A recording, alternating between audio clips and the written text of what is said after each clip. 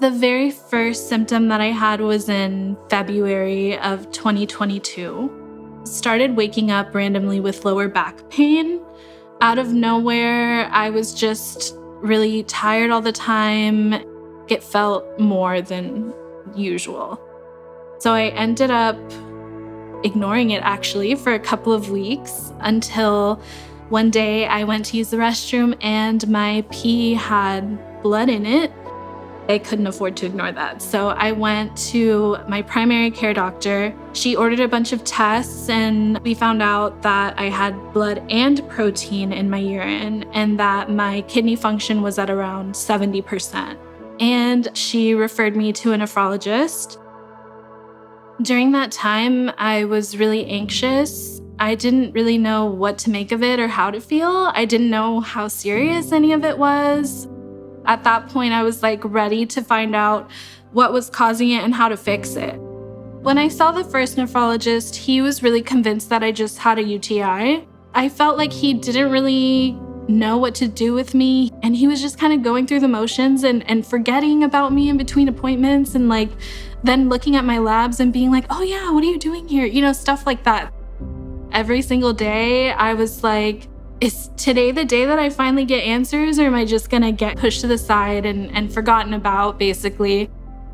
I went into my patient portal to pull out my labs and I looked over them for the first time on my own. And in that moment, I realized that my GFR had fallen under this nephrologist's care. So basically my kidney function had dropped from in the normal range to close to needing dialysis.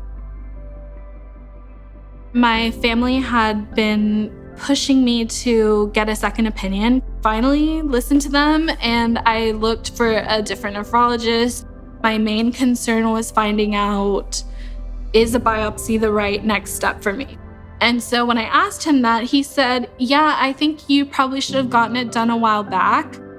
He said, I bet you have a glomerular disease and we need to figure this out. I think it was 2 weeks later, I had my biopsy results back and I found out that I had IgA nephropathy. I was feeling a lot of things. I was angry because I felt like it could have been solved so much sooner. And I think I felt relieved. I think self-advocacy is so important to me because without self-advocacy, I wouldn't have gotten a diagnosis.